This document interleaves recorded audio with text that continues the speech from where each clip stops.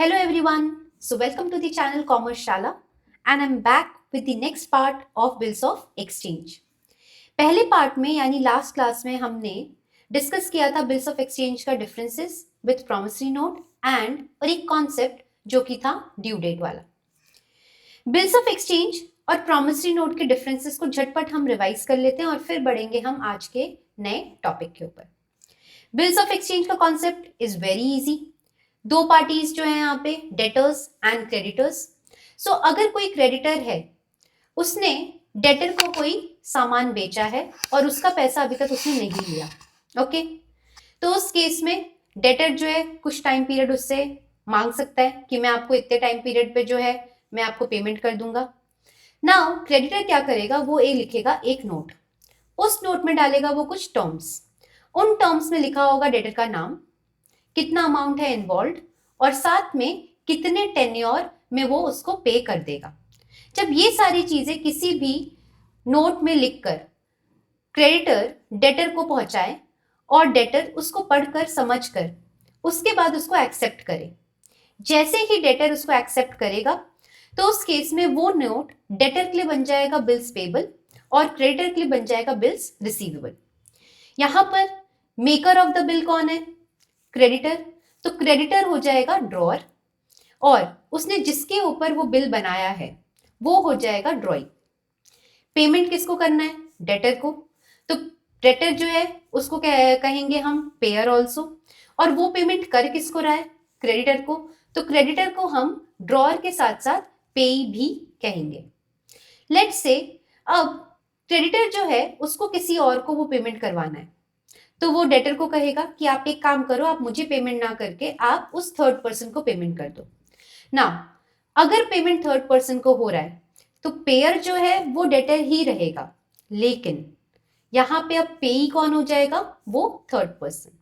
Okay, last class में भी हमने इस चीज को डिस्कस किया था एग्जाम्पल के थ्रू। तो इस चीज के लिए आप और क्लैरिटी अगर चाहते हैं तो आप जो फर्स्ट पार्ट है, part number 1 of bills of exchange, आप उसको रेफर जरूर कर सकते हैं। Okay, next promissory note. Promissory note में भी दो पार्टीज हैं, डेटर्स एंड क्रेडिटर्स। बस फर्क ये है, बिल्स ऑफ एक्सचेंज में जो बिल बनाता है यानी ड्रॉअर जो होता है या मेकर जो होता है वो होता है ड्रॉअर यानी कि क्रेडिटर। बट प्रॉमिसरी नोट में ये जो रिस्पॉन्सिबिलिटी है वो रिस्पॉन्सिबिलिटी होती है डेटर की। यानी डेटर क्या करता है, वो एक नोट लिखता है जिसमें वो ये प्रॉमिस करता है कि इतना पर्टिकुलर अमाउंट मैं आपको इतने टाइम पीरियड में जो है वो पे कर दूंगा। तो उसकी तरफ से खुद एक प्रॉमिस आता है और वो होता है एक नोट के फॉर्म में, तो उसे हम कहते हैं प्रॉमिसरी नोट। यहां पर जो प्रॉमिसरी नोट लिखता है उसे हम कहते हैं मेकर, यानी कि वो हो गया डेटर। जिसको वो प्रॉमिसरी नोट देता है यानी क्रेडिटर, वो कहलाता है पेई। ठीक, पेयर की अगर बात करें तो जो प्रॉमिस कर रहा है वही पेमेंट भी करेगा, तो maker of the promissory note और साथ में पेयर, वो दोनों ही डेटर है। राइट, कुछ हमने डिफरेंसेस पढ़े थे, आप प्लीज इस डिफरेंसेस को जो है एक बार फिर से गो थ्रू कर लें। नेक्स्ट हमने देखा था ड्यू डेट।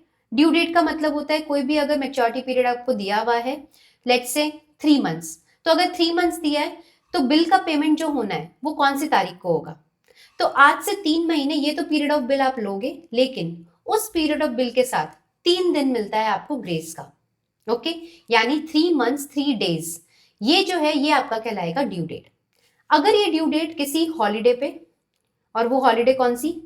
पब्लिक हॉलीडे होनी चाहिए। अगर किसी पब्लिक हॉलीडे या फिर संडे को फॉल कर रही है तो उस केस में ड्यू डेट जो है वो एक दिन पहले की मानी जाएगी।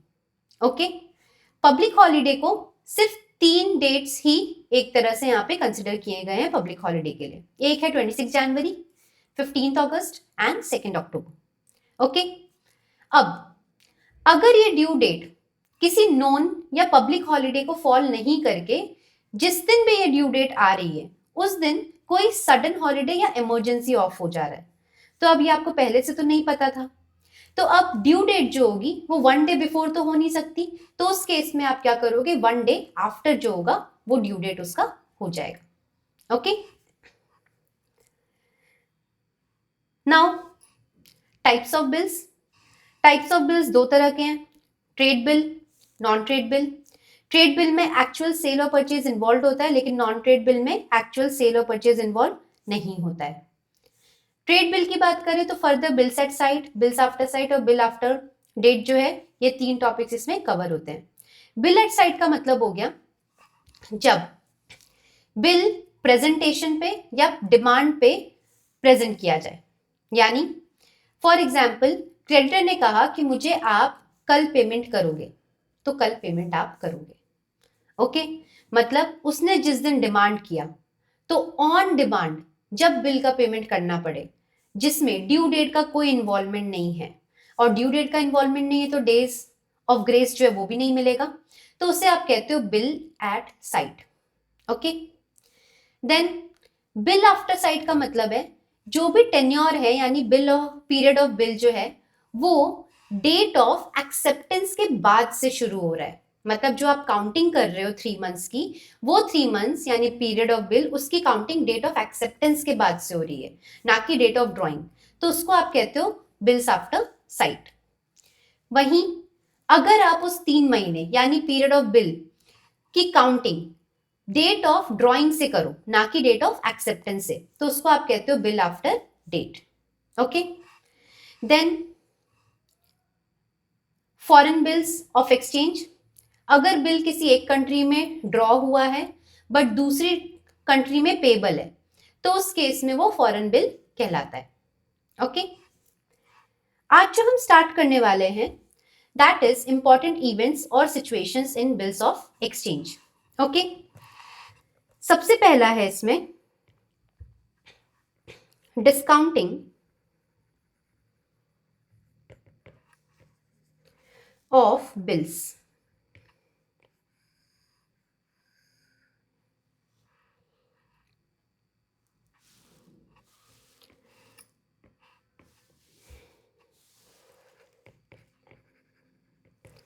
Mister A, mister B, mister A ने मिस्टर बी को 10,000 के गुड्स जो हैं वो बेचे, और ये सेल हुआ ऑन क्रेडिट। तो मिस्टर ए हो गए क्रेडिटर और मिस्टर ए बी हो गए डेटर। मिस्टर ए ने बनाया एक बिल 3 महीने का, और ये बिल जो है ये इन्होंने दे दिया मिस्टर बी को। मिस्टर बी ने इस बिल को कर लिया एक्सेप्ट, तो अब मिस्टर बी के पास आ गया बिल्स पेबल और मिस्टर ए के पास हो गया bills receivable. Okay, now mister A जो हैं उनको जरूरत पड़ी इमीडिएट फंड्स की। ओके, तो अब मिस्टर बी तो अभी नहीं दे सकते, वो तो 3 महीने के बाद देंगे, तो मिस्टर ए गए अपनी इस नीड को लेकर बैंक के पास और बोले बैंक बैंक मुझे जो है, मुझे आज पैसों की जरूरत है 10,000 रुपए की, मैंने एक ट्रांजैक्शन किया था और उससे मुझे पैसे आने भी वाले थे, लेकिन जो मिस्टर बी है ना वो मुझे अभी नहीं 3 महीने के बाद पैसे देंगे, अब अचानक मुझे जरूरत पड़ गई है और मुझे पैसों की जरूरत है। अब आप तो बैंक हो, तो आपके पास तो इनफ कैश है, तो आप एक काम करो, आप मुझसे ये जो बिल्स रिसीवेबल मेरा एसेट है ये आप मुझसे ले लो और ये आप अपने पास रख लो, और इसकी जगह आप मुझे मेरी रिक्वायरमेंट के हिसाब से जो फंड्स है वो आप मुझे दे दो, और फिर जब 3 महीने के बाद ये बिल मैच्योर होना होगा तब आप जो है आप चले जाना बी के पास और बी आपको पेमेंट कर देगा। तो बैंक ने कहा ठीक है, मुझे कोई दिक्कत नहीं है, मुझे अभी जरूरत नहीं है, तो आप ले लो मुझसे कैश। अब बैंक ने क्या किया, बैंक ने इनको कुछ पैसा जो है वो दिया। अमाउंट इन्वॉल्व कितना था? 10,000। पर बैंक ने कहा मैं आपको पूरे 10,000 नहीं दूंगा, मैं इसमें से कुछ चार्जेस जो है वो डिडक्ट करूंगा। अब जो चार्जेस मैं डिडक्ट करूंगा वो आपको मुझे पे करना पड़ेगा। रीजन बीइंग कि 10,000 रुपए जो मैं आपको आज दे रहा हूं और ये आपको मिलने कब वाले थे? 3 महीने के बाद। ठीक है, तो इसमें time value of money involve है, तो वो टाइम वैल्यू ऑफ मनी को सोचकर मैं, या फिर मेरा भी तो कुछ फायदा होना चाहिए ना आज की डेट में, तो इसीलिए मैं आपको पूरे पैसे तो नहीं दूंगा। तो मिस्टर ए ने कहा ठीक है, कोई दिक्कत नहीं, आप ये कर दो। तो जो भी अमाउंट ड्यू था उसमें से उसने चार्जेस डिडक्ट किए। चार्जेस डिडक्ट करके जो नेट अमाउंट आया, वो नेट अमाउंट उसने दे दिया किसको?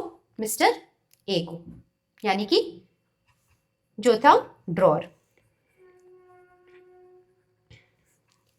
राइट। अब बिल्स रिसीवेबल का मूवमेंट देखो। बिल्स रिसीवेबल किसके पास था? ए के पास। लेकिन जैसे ही ये एक्टिविटी हुई, अब बिल्स रिसीवेबल किसके पास है? अब बिल्स रिसीवेबल आ गया बैंक के पास, यानी ड्रॉर के बुक्स में से हटकर वो किसके पास चला गया? बैंक के बुक्स में। ठीक है। नाउ जब ड्यू डेट आएगी, ड्यू डेट पर बैंक ये बिल्स रिसीवेबल लेकर किसके पास जाएगा? बी के पास, जो कि कौन है? ड्रॉई। और इसको बोलेगा कि आप जो पेमेंट है वो आप पेमेंट कर दो। ठीक है, तो ऑन ड्यू डेट पॉसिबिलिटी जो है वो क्या क्या है? पहला, वो जाएगा और पेमेंट कलेक्ट करके ले आएगा, तो बैंक का जो भी था हिसाब वो सॉर्ट हो गया। राइट। दूसरा क्या है? मिस्टर बी जो है वो रिफ्यूज भी तो कर सकते हैं कि मेरे पास पैसे नहीं है और मैं आपको पे नहीं कर सकता। तो अब बैंक ने कहा कि ठीक है, तुम मुझे पैसे नहीं पे कर सकते तो कोई बात नहीं, रहने दो। ऐसा होगा क्या? बिल्कुल नहीं। अब बैंक इस केस में किसको पकड़ेगा? अब वो पकड़ेगा ए को, यानी now money will be liability of mister A. तो अब बैंक क्या करेगा? मिस्टर ए के अकाउंट में से ये पैसा जो है वो रिकवर कर लेगा। ठीक है, ये जो पूरा प्रोसेस है, ये पूरी जो एक्टिविटी है, इस पूरे एक्टिविटी को हम कहते हैं डिस्काउंटिंग ऑफ बिल। यानी जब ड्रॉर बिल्स रिसीवेबल लेकर बैंक के पास जाए और इमीडिएट फंड्स की नीड में वो उसको डिस्काउंट करवा ले और बैंक उसे वो पेमेंट दे दे, वो अमाउंट दे दे, और ड्यू डेट पे जाके ड्रॉई के साथ जो है अल्टीमेट सेटलमेंट कर ले, इसको हम कहते हैं डिस्काउंटिंग। ये जो चार्जेस हैं, ये चार्जेस क्यों इंकर हुए? क्योंकि एक्टिविटी हुई which is known as discounting, तो इसे हम कहते हैं डिस्काउंटिंग चार्जेस।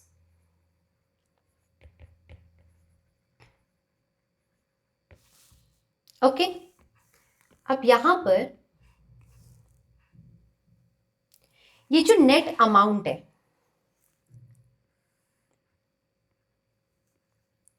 ए के लिए, बी के लिए और बैंक के लिए, ये जो नेट अमाउंट है ये ए के लिए क्या हो गया? एक तरह से कैश रिसीव किया यानी डेबिट, बैंक ने वो कैश पे किया यानी क्रेडिट, व्हाट गोज आउट।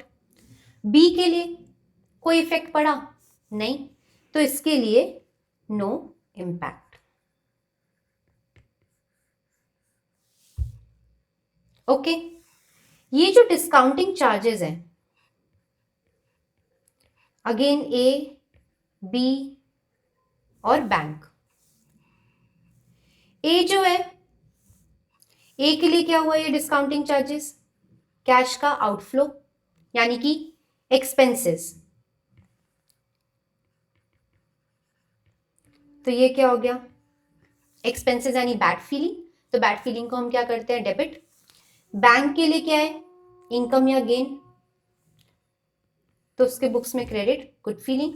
लेकिन अगेन बी के ऊपर कोई इंपैक्ट है नहीं, तो नो इंपैक्ट। तो ये जो पूरी सिचुएशन है, this whole situation is called as discounting of bill. तो ये था हमारा situation number 1 in bills of exchange. Okay, second situation,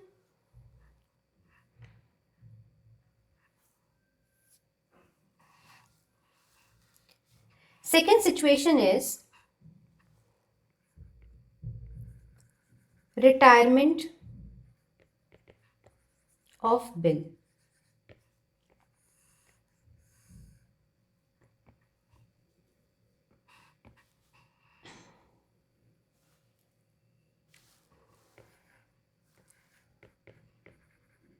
mister A और मिस्टर बी। मिस्टर ए जो थे वो थे drawer, mister B ड्रॉई।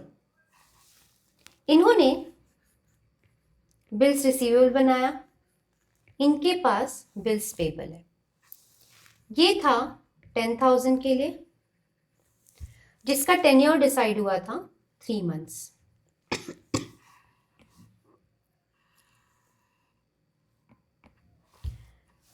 Now let's say अगर 1 अप्रैल है,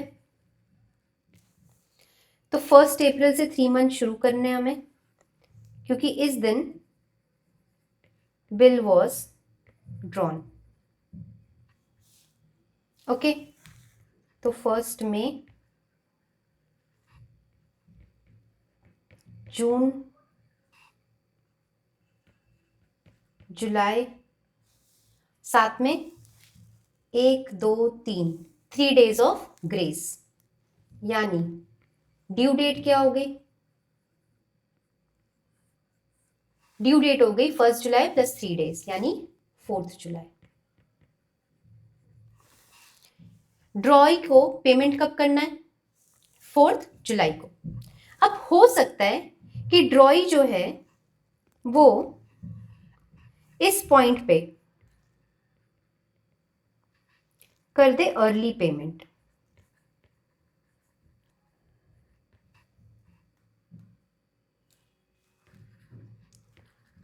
made by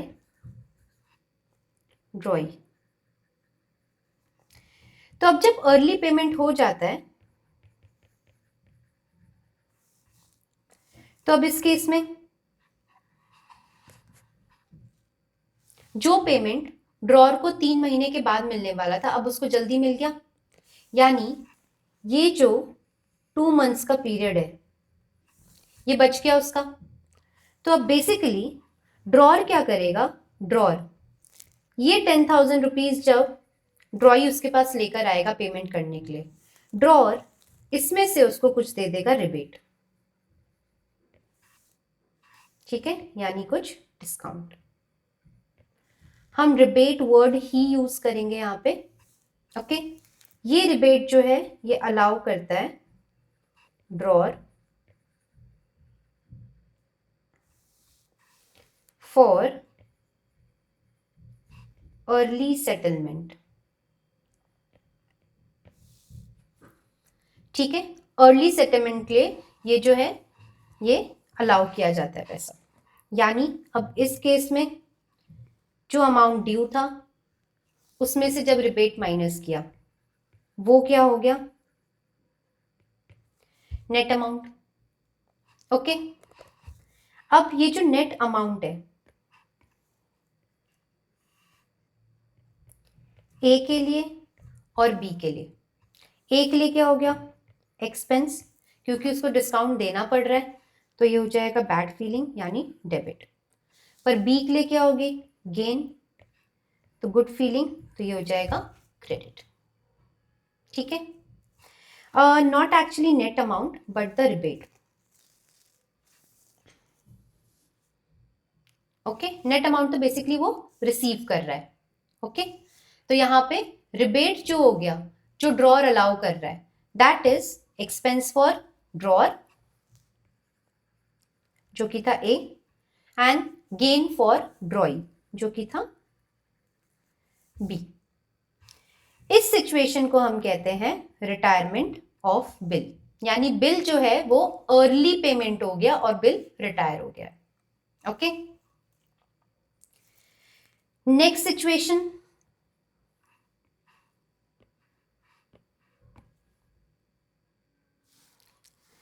third, endorsement of bill.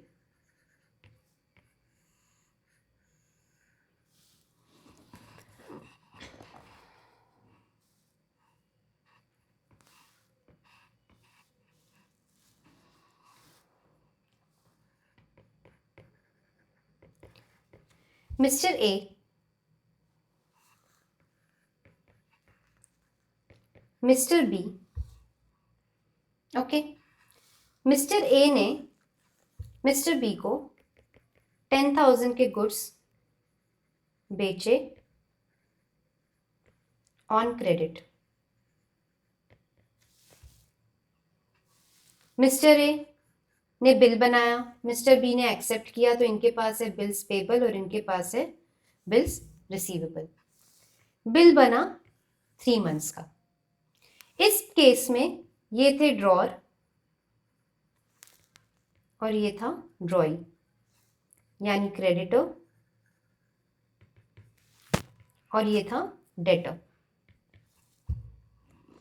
Okay, now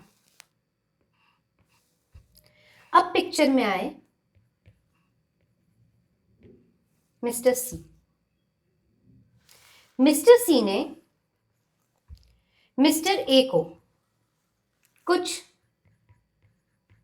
पैसे दिए थे। वो पैसे थे लेट्स से 10,000 गिवन, जो कि मिस्टर ए ने कहा that he will return in 3 months।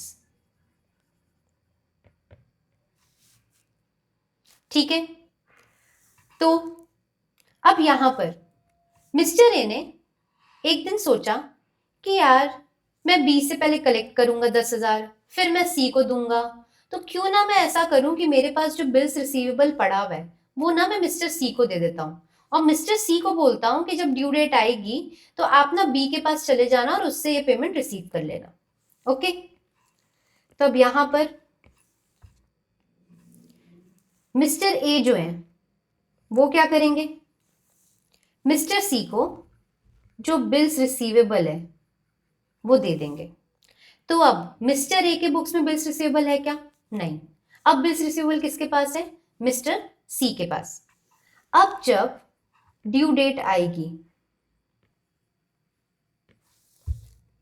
इस ड्यू डेट पे मिस्टर सी किसके पास जाएंगे? बी के पास, और क्या डिमांड करेंगे? 10,000 रुपए। उसको वो दे देंगे रिसीवेबल और उसको बोलेंगे तुम पे कर दो। ओके, यहां पर ड्रॉअर कौन था? ए। ड्रॉई कौन था? बी। पे किसको करना है? बी ही पे करेगा। अब वो चाहे ए को पे करे, सी को पे करे, बैंक को पे करे, उससे फर्क नहीं पड़ता, पेयर तो यही रहने वाला है ना। तो ये हो गया पेयर। ओके, बट जो पैसा वो ए को देता, अब वो किसको दे रहा है? सी को। तो सी कौन हो गया? पे। ठीक, ये जो अरेंजमेंट है इसमें जो ए ने सी के साथ किया उसको कहते हैं एंडोर्समेंट। यानी ए ने क्या किया? ए ने बिल दे दिया सी को और कहा कि मेरा आपके साथ जो सेटलमेंट है वो सेटलमेंट बेसिकली आप जाना ड्यू डेट पे और आप बी से वो पैसा लेकर सेटल कर लेना। ठीक है, तो इस केस में बिल को दिया किसने? थर्ड पार्टी को। एंडोर्स किसने किया? ए ने, तो इसको कहते हैं एंडोर्सर। और किसको किया? सी को, तो सी हो गया एंडोर सी। ठीक है, ये जो पूरा अरेंजमेंट है, इस पूरे अरेंजमेंट को हम कहते हैं एंडोर्समेंट ऑफ बिल। ठीक, next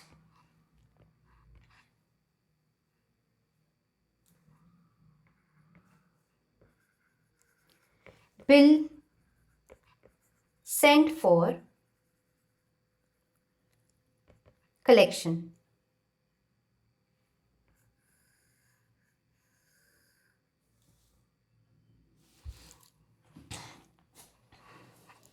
bill sent for collection. Mister A drawer है, तो बिल्स रिसीवेबल तो इन्हीं के पास है। मिस्टर बी ड्रॉई है, इनके पास बिल्स पेबल है। ये बना है 3 महीने के लिए, अमाउंट है 10,000। नाउ मिस्टर ए जो है, मिस्टर ए जाएंगे बैंक के पास, ठीक, और बैंक को कहेंगे कि मैं आज से जा रहा हूं छुट्टियों पे। ओके, तो छुट्टियों पे जा रहा हूं तो मैं आऊंगा 6 महीने के बाद, मैं जा रहा हूं अमेरिका घूमने। लेकिन एक बिल है मेरे पास जो कि रिसीव करना है, किससे? मिस्टर बी से। तो एक काम करना आप, जैसे ये 3 महीने हो, यानी कि ड्यू डेट जैसे ही आए, तो आप ना बस मेरे बिहाफ पे जाके ये करना, ये बिल्स रिसीवेबल आप रख लो और ये बिल्स रिसीवेबल लेकर आप चले जाना बी के पास, और उससे जो है बस अमाउंट कलेक्ट करके अपने पास ले आना। यानी आपको सिर्फ क्या करना है मेरे बिहाफ पे? अमाउंट का कलेक्शन। तो यहां पर क्या डिस्काउंटिंग हो रही है? नो। डिस्काउंटिंग में क्या होता था? बैंक जो है वो कुछ फंड्स ए को दे देती थी उसके नीड को फुलफिल करने के लिए, और बिल्स रिसीवेबल जो होता था वो ए के पास से मूव होकर बैंक के पास आ जाता था। यानी ए का एसेट था लेकिन वो क्या हो जाता था? बैंक का एसेट बन जाता था। यहां पर वो बिल्स रिसीवेबल जो है वो एसेट है किसका? वो किसका है? अभी भी ड्रॉअर का ही है। उसने सिर्फ बैंक को बोला है कि आप ये बिल्स रिसीवेबल दिखा के पैसा कलेक्ट करके ले आना। तो बैंक यहां पे क्या कर रही है? Is only giving services, right. तो जो ये केस है यहां पे, जब बिल कलेक्शन के पर्पज से सिर्फ बैंक को सेंड किया जाए तो उसे आप कहते हो बिल सेंड फॉर कलेक्शन। अब ये काम बैंक आपके लिए फ्री में तो करेगी नहीं, उसके लिए वो आपसे लेगी कुछ सर्विस फी या सर्विस चार्जेस। ओके, अब बैंक ने क्या किया? बैंक ने ड्यू डेट पे जाकर 10,000 रुपए जो है वो कलेक्ट कर लिए मिस्टर बी से। ओके, अब आप 6 महीने के बाद लौट कर आए। आप जब लौट कर आए तो बैंक ने सोचा कि वो आपको ये 10,000 रुपए जो है वो रेमिट कर दे, यानी कि वो आपको दे दे। बट कुछ सर्विस चार्जेस भी हैं। लेट से वो सर्विस चार्जेस थे 1,000, तो अब वो आपको पहले 10,000 दे, फिर आप उसको 1,000 दो। तो बेटर क्या है कि बैंक का जो 1,000 है वो अपना काट लेगी और जो नेट अमाउंट है वो आपको रेमिट कर देगी। तो वो क्या करेगी? वो जो सर्विस चार्ज है वो इसमें से माइनस कर देगी। उसके बाद जो नेट अमाउंट बचेगा वो नेट अमाउंट दे देगी वो आपको। ठीक है, ये पूरा अरेंजमेंट जो है, ये पूरा अरेंजमेंट जो है इसको हम कहते हैं बिल सेंट फॉर कलेक्शन। ठीक है, जिसमें 10,000 is amount receive by from drawee, okay, और service charge is the amount जो कि ये सर्विस देने के लिए वो आपसे चार्ज कर रहा है। कौन? बैंक। तो this amount will ultimately be credited to your account. Okay, next adjustment is dishonor of bill.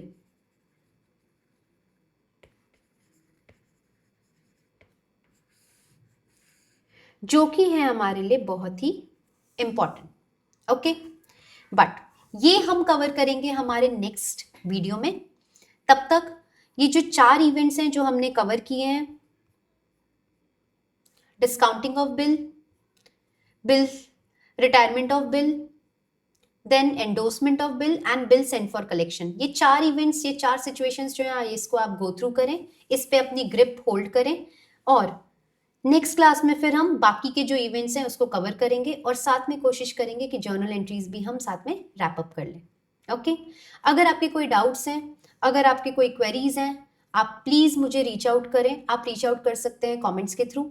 Telegram channel है जिसको मैंने कर दिया है नीचे पिन, उसको कर लें आप झटपट से ज्वाइन। वहाँ पे आपको सारे इंपॉर्टेंट अपडेट्स मिल जाएंगे, सबसे ज़्यादा ज़रूरी नोट्स सब मिल जाएंगे, एक ही जगह सारे वीडियो लिंक्स मिल जाएंगे आपको। ओके, और टेलीग्राम को भी आप बेस बना सकते हैं मेरे साथ इंटरेक्ट करने के लिए। ठीक, सो मिलते हैं नेक्स्ट क्लास में, तब तक हैप्पी लर्निंग, बाय बाय।